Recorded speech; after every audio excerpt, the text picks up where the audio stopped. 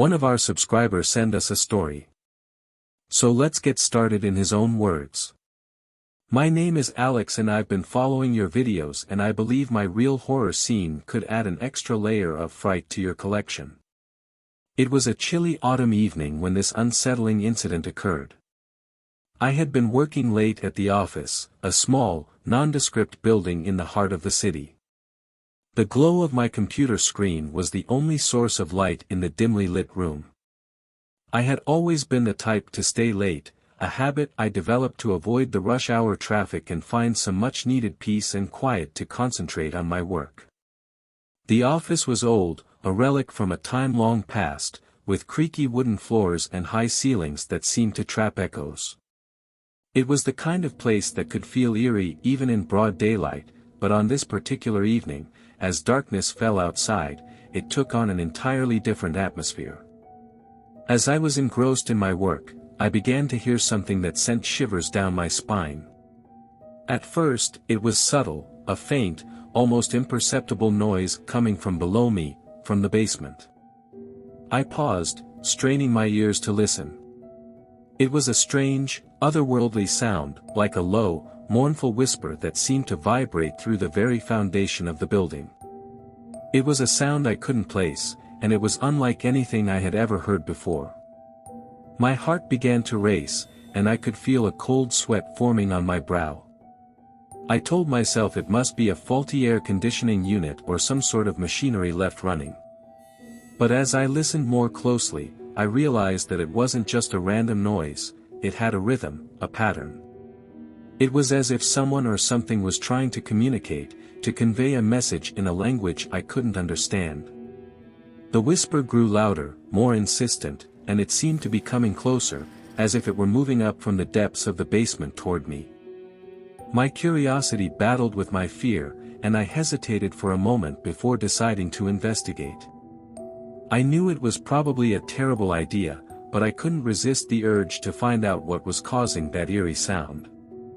I slowly pushed back my chair and stood up, my footsteps barely making a sound on the creaky wooden floor. I made my way to the door that led to the basement, my hand trembling as I reached for the doorknob. I turned it slowly and opened the door just a crack, peering into the darkness below. The basement was pitch black, and I couldn't see a thing. The whisper, however, was now deafening, and it felt like it was surrounding me, enveloping me in its strange, unsettling presence. I took a deep breath and stepped down the creaky wooden stairs, my heart pounding in my chest. With each step, the sound grew louder, more intense, and more disturbing. It was as if the very walls of the building were vibrating with this unnatural energy. I reached the bottom of the stairs and stood in the darkness, trying to make sense of it all. And then, something truly unsettling happened. The whisper began to take on a new quality, as if it were trying to mimic human speech. It started to form words, but not in any language I could understand. It was a guttural, otherworldly language that sent shivers down my spine. "Who are you?" I whispered, my voice barely audible in the oppressive darkness. There was no response, but the whisper continued, growing louder and more insistent. "Leave," it seemed to say, the word echoing in my mind like a command. I wanted to turn and run, to flee from this eerie presence, but something kept me rooted to the spot. It was as if I were under some sort of spell, unable to tear myself away from this strange, unsettling encounter. The whisper continued, its words becoming more urgent, more demanding. It felt like it was trying to convey a message, to make me understand something of great importance. But the fear that gripped me was overpowering, and I couldn't make sense of it all.